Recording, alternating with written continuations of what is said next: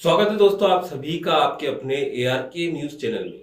नसरुल्लागंज में फिर एक बार अवैध कॉलोनी मामलों में प्रशासन हरकत में आया है। एक बार फिर राजस्व विभाग के द्वारा कॉलोनाइजरों के खिलाफ एफआईआर दर्ज करवाई गई है।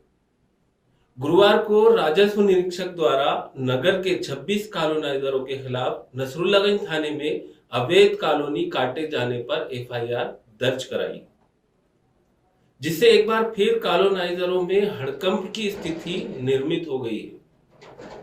इससे पहले भी एआरके न्यूज की मुहिम पर प्रशासन ने 24 सितंबर को नगर सहित ग्रामीण क्षेत्र के 39 कॉलोनाइजरों के खिलाफ मामला दर्ज किया था। विस्तृत जानकारी के लिए हमारे साथ मौजूद हैं चैनल हेड रियाज खान, जो आपको विस्तार से जानकारी देंगे।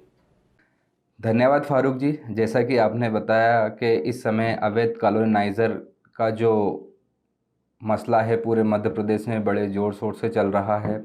सितंबर में भी देखने में आया था कि पूरे मध्य प्रदेश के साथ साथ मुख्यमंत्री की विधानसभा क्षेत्र के नसरुल्लागंज में, बुधनी में, आष्टा में, सीहोर में कई कार्रवाइयाँ हुई थी। ऐसा ही नसरुल्लागंज में एक बार फिर प्रशासन ने सख्ती दिखाई है। सितंबर में 39 अवैध कॉलोनाइज़र पे मुकदमे दर्ज करने के बाद में ये मामला ठंडे बस्ते में चला गया था। उसके बाद एक बार फिर प्रशासन ने सख्ती दिखाई है। सख्ती दिखाने के बाद में गुरुवार के दिन 26 अवैध कॉलोनाइज़र के मुकदमे दर्ज हुए, जिसमें एक बार फिर अवैध कॉलोनाइज़र में हड़कंप का माहौल उत्पन्न हो गया है। पर फारूक जी, मैं यही कहना चाहूँगा कि इस तरह से प्रशासन सख्ती दिखा रहा है, कार्रवाई कर रहा है, छोटी मोटी कार्रवाई होती है, एफआईआर दर्ज हो जाती है, उसके बाद वो अपनी ज़मानत करवा लेते हैं। पर अवैध कॉलोनाइज़र का जो मसला है, जो कारोबार है, वो उसी तरह से धड़ल्ले से चल रहा है। अवैध कॉलोनाइज़र के जो दलाल हैं, जो ये कॉलोनियाँ कटवाते हैं, वे बेखौफ होकर किसानों को गुमराह करते हैं, उन्हें नए नए सपने दिखाते हैं और उनकी कॉलोनियों को बिना किसी नामांतरण के, बिना किसी डाइवर्शन के, बिना किसी टीएमसी के अप्रूवल के कॉलोनियाँ काट देते हैं। भुगतना किसको पड़ता है? आम लोगों को, आम नागरिक को। जैसे कि हमने देखा कि पहले कई कॉलोनाइज़रों के जो पर एफआईआर दर्ज हुई थी, उसके बाद में वहाँ के प्रशासन ने नामांतरण करने से मना कर दिया था। नामांतरण नहीं किए जा रहे हैं। जिन लोगों ने वहाँ पर कॉलोनियों में रजिस्ट्रियाँ करवा ली हैं, उनके नामांतरण नहीं हो रहे हैं। अब ये जब नामांतरण नहीं होंगे तो उन्हें किसी तरह के लोन नहीं मिलेंगे, वो किस तरह की कोई भी लीगल कार्रवाई नहीं कर पाते हैं, जिसको लेकर जो आम लोग हैं वो काफ़ी हताश है, परेशान हैं।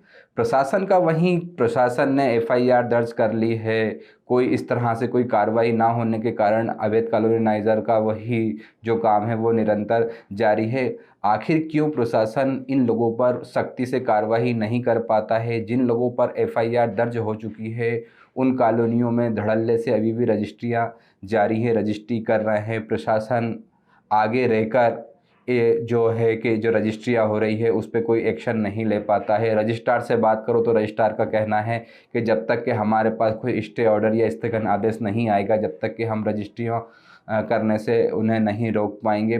आखिर ये सारा जो मसला है, आखिर कब तक के इसी तरह से कि प्रशासन छोटी मोटी कार्रवाई करेगा, रजिस्ट्रियाँ निरंतर जारी रहेगी?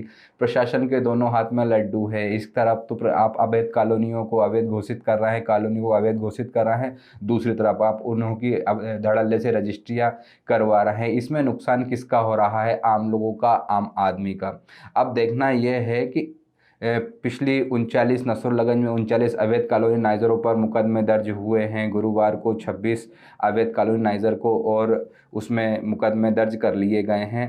पर इसके बाद प्रशासन आखिर आगे क्या कार्रवाई करेगा, ये तो समय, आने वाला समय ही बताएगा।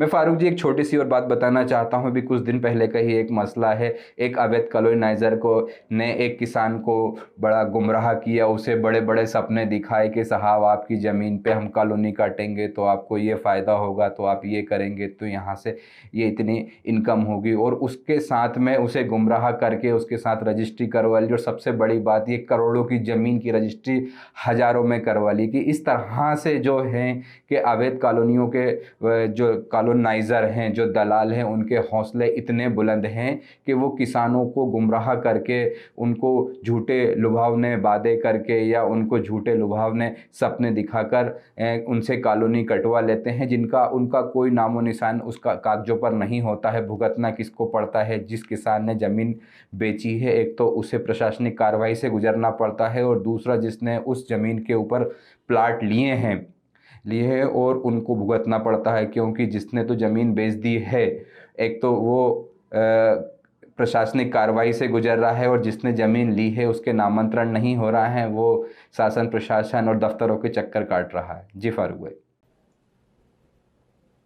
धन्यवाद रियाज जी। ARK न्यूज स्थानीय मुद्दों पर सदैव आपके लिए तत्पर है। हम इसी तरह आप तक खबरें पहुंचाते रहेंगे। फिर मिलेंगे नई खबरों के साथ। तब तक के लिए जय हिंद।